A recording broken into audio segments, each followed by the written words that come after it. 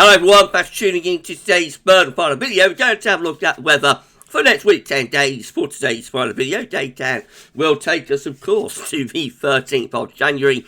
And we'll be able to extend that beyond that with the extended GFS and ECM ensembles, because maybe it's around a couple of weeks. We'll have a look at the CFS V2 at the end of the video. For the next 4 weeks, we'll get more or less to the end of Jan. I should get on that for you in a moment. We'll be starting off with stratosphere data from the GFS and from ECMWF. So more about that very shortly.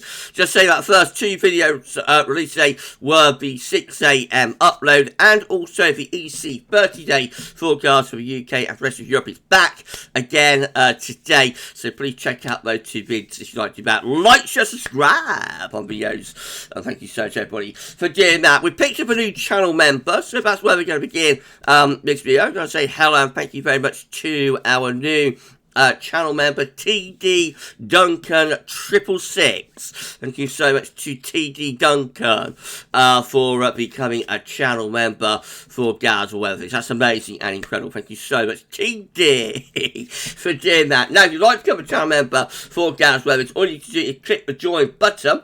You can find that on the GavsWeatherVids YouTube homepage or underneath any of the video watch pages, and then you can go through the other page and see what benefits you get for becoming a channel member and sign up on that page as well. Hello and happy new year to all of our channel members. Thank you so much everybody for doing that. We have withdrawn the Patreon page. No, I did that on excuse me, I did that on New Year's Eve, so the GavsWeatherVids Patreon page is no longer functioning, you know. And the reason for that is that it just became easier to focus on YouTube channel membership, really. I can provide more benefits and perks, you know, through YouTube. So, thank you so much to all of our patrons for the support that you gave to us since 2018.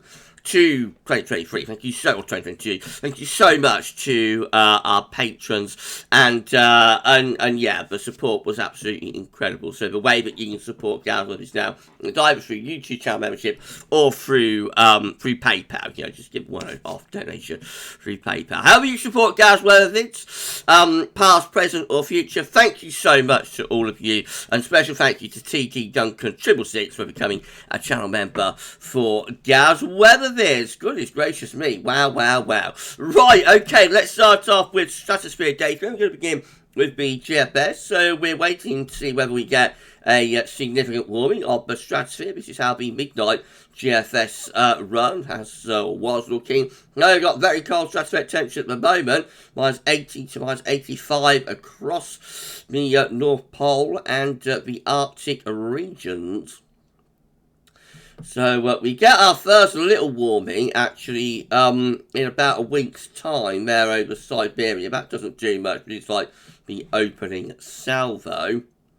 Let's see what happens there as we go into the extended range with the GFS midnight run. So quite a significant warming taking place there around the middle of January, falling a bit short of a southern stratospheric warming, you know, but very significant warming taking place, and possibly sign that a further warming is beginning to gather pace over Siberia by the end of the GFS run. However, the GFS has backed off, the operationals anyway, have backed off the idea of a southern stratospheric warming at this point. So definitely, that is a lot toned down, isn't it, compared to what the GFS was showing like 3 or 4 days ago.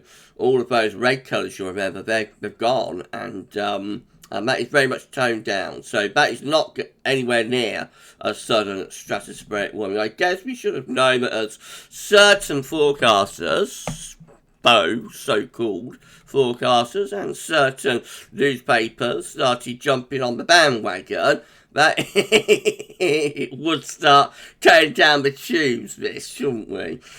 This is how the GFS 6Z is looking. Again, we've got the deep blue and purple colours, polar vortex at the roots in the stratosphere at the moment. Very, very cold stratospheric temperatures. What does the 6Z do? It produces that opening salvo warming there over Siberia around the 8th and the 9th of January. Where do we get to after that? Let's have a look. So as we run through, again, significant warming of the stratosphere taking place there around the 15th January, though falling short of an SSW. And then producing like a third warming on the 19th, and that is getting closer to an SSW then, actually. We do shrink and weaken the polar vortex. You can see how, like on the 11th of January, we've got a very strong, very strong polar vortex indicated by those really deep, cold temperatures. Notice how that becomes stretched and elongated. And displaced to some degree by the end of the GFS run. So we are going to be weakening off the polar vortex. We are going to be raising the temperature, but we are falling short of a sudden stratospheric warming up to this point. So, just wait and see where this goes. Perhaps going to take a few bites at the cherry. I am still maintaining that we are probably going to get an SSW this winter. I think we're primed for that. When it occurs, is anyone's guess. And if the newspapers and that, will stop hyping it up and just let it happen, then maybe it'll happen quicker. But I think we will get an SSW this winter, but it's just a matter of waiting it out. It is quite frustrating how that major warming that was predicted for like the middle of January has been put back now, to like the third week of January. So we just wait and see. We just wait and see how long it's going to take for us to get to it. Right, let's have a look at the zonal wind forecast for weather is cool. So, the moment got very strong zonal winds, of course. Let's take away those green colours for now. So, at the moment, you can see where we are with the strength of the zonal winds at 10 HPA over the North Pole. And we're just there. We've got a very strong zonal wind, much stronger than average. The black line's average, so zonal wind is significantly stronger than normal right now. The GFS ensembles are forecasting that in the next few days, the zonal wind will weaken a little bit, though still stay stronger than average, then strengthen potentially up to a near record-breaking level in around a week or so's time. Then we are starting to see a few ensemble members that are weakening the zonal wind quite considerably. Not producing a reverse of zonal wind, for that we've got to go down here to 0 or lower. So when the green lines, if they ever get to like 0 line, that is when we will know that the GFS ensembles are forecasting the zonal winds go into reverse. However, we are seeing a few of those we are seeing a few of those GFS ensemble members weakening the zonal winds quite considerably. That would be in response to a stratospheric warming that does fall short of a sudden stratospheric warming. To get an official, formal, proper, bona fide sudden stratospheric warming, the gold standard is always to reverse the zonal wind at 10 HPA, and we are a long way short of that, up to wherever the GFS ensembles finish today, which is like going to be the 19th of January, isn't it? Bit of ECM data. So this is the next 6 weeks in terms of the temperature anomaly at 10 HPA. So this is for week 1, 2nd to the 9th of January. Of course, got very, very cold stratospheric temperatures at the moment, virtually off the scale, 10 degrees or more below average. Let's go to week 2. So you see, that's the warming around Siberia and going over toward the Canadian side, or the Pacific Canadian side of the Arctic, but keeping those blue colours deeply ingrained and entrenched across the North Pole up to the middle of January. Week 3 looks like that warming taking place over Siberia and around the Pacific side. Notice that the polar vortex is shrinking in week 3, but it is still there. It's still active and a little bit displaced towards like the North Atlantic and the Greenland side of the Arctic. So a bit of a displacement there by the 3rd week. Now, by the 4th week, we see that the PV is shrinking considerably and weakening a lot and displaced very much towards northern parts of Europe, where the warming continues over on the Pacific side of the Arctic and over North Pole, beginning to move in towards the pole itself. That's where the pole itself would be. That's how week 5 looks, and then that is how week 6 looks. So eventually, a very significant change over the next 6 weeks. From week 1 that to week 6 that we do see that the ECM is forecasting, really significant developments over the North Pole. Now, this doesn't necessarily indicate that there's going to be a sudden stratospheric warming. What this could be indicating is that just gradually, remember, these are anomalies to average. So what this could be indicating is that just very gradually, almost like by death by 1,000 cuts in a way, the PV will weaken via several successive warmings. That could be what it's indicating there. Rather than one big dramatic sudden stratospheric warming, it could be indicating that several sort of minor warmings are gonna weaken the PV a lot. But remember, these are anomalies to average, so the PV could actually still be in business, even in like the 6th week, if you see what I mean. But that is quite a considerable change from weeks 1 to week 6. As far as the solar wind forecast is concerned, for excuse me, for the North Pole, at 10 HPA, it looks like this. So, of course, at the moment, we know we've got these very, very strong solar winds almost reaching record-breaking strong levels. It will weaken a little bit in a few days' time, and then probably strengthen a bit, actually, in around a week's time. Then after that, we're going into the second half of January and into early February, and we do see signs of a weakening of the polar vortex then. So, if we can assume that this is like where a reversal of solar winds would be taking place.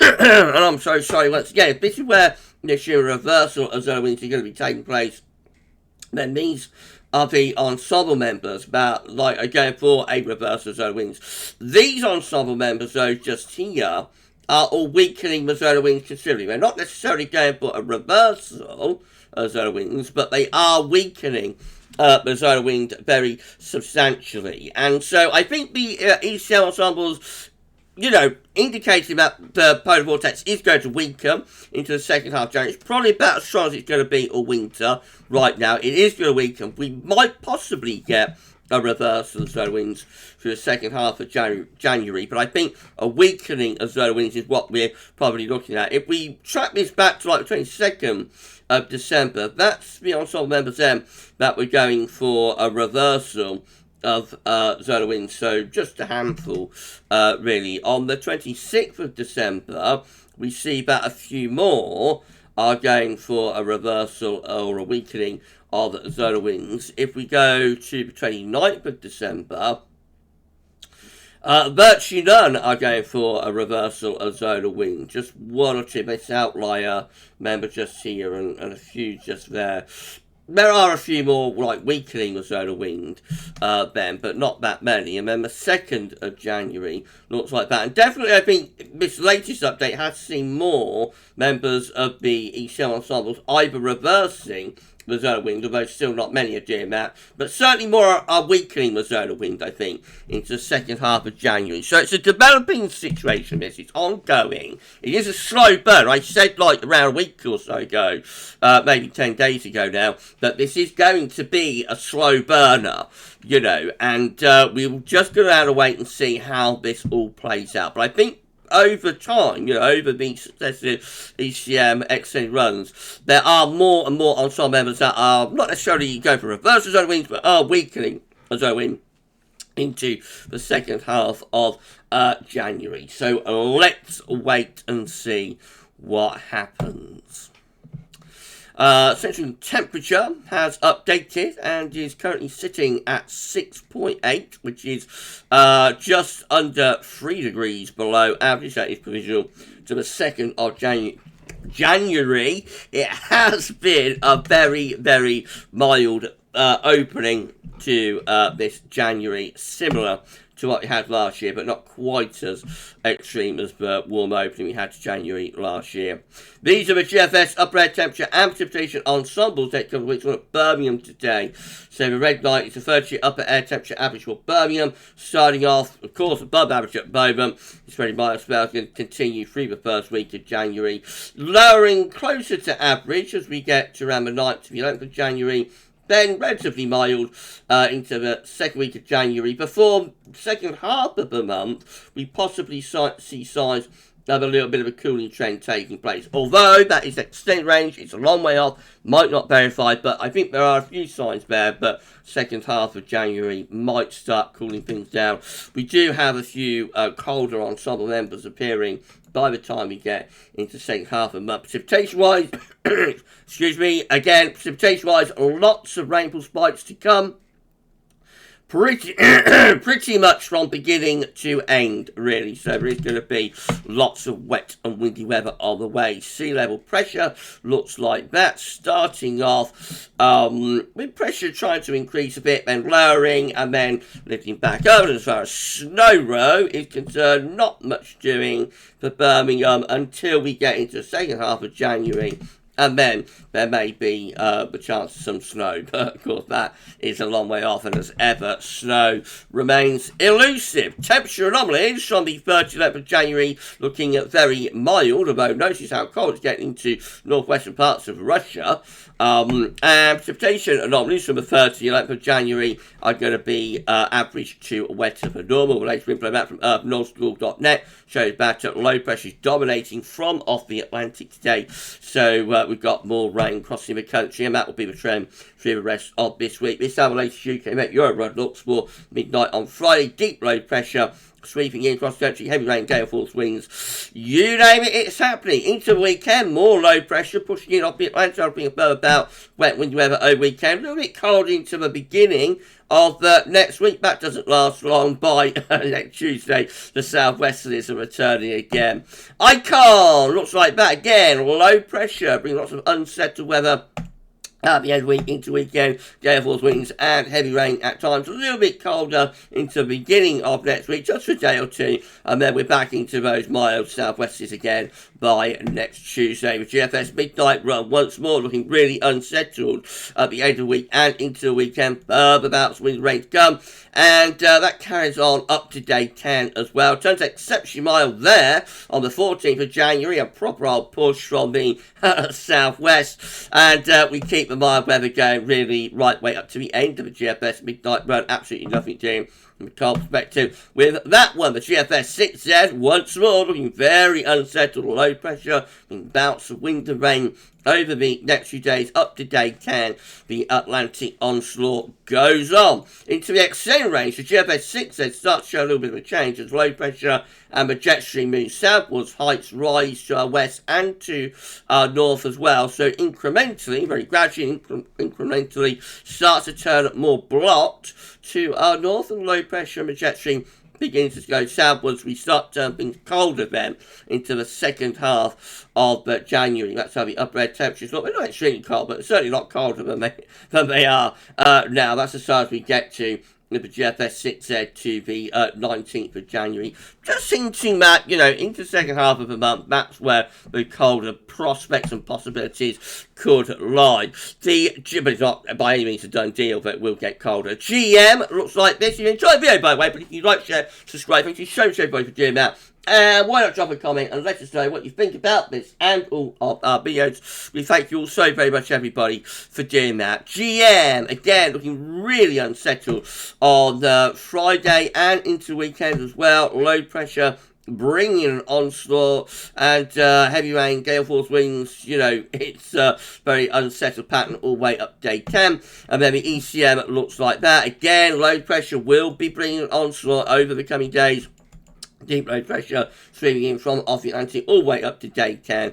Wet and windy. This is the precipitation forecast based on the ECM run from Domination.com. So loads of wind and rain coming and going. Cold enough for some snow up in the north, especially over high ground, cold rain further south, and the bands of rain just keep coming all the way up to day 10. This is the option on the table within the ECM ensembles today for day 10. Gets us to the 13th of January, 51 out of 51 members of the ECM ensembles, all of them, including the control and the operational run, looking very unsettled at day 10 with low pressure keeping the onslaught going. In 2 weeks' time, these are the options that we've got. Will get us to the 18th of January. 22 members of the ECM ensembles with low pressure right over top of the country, so stays very unsettled. 16 building high pressure through the country and reaching it up to Scandinavia. That's certainly turning drier and probably colder from a frost and fog perspective. We could almost be starting to bring in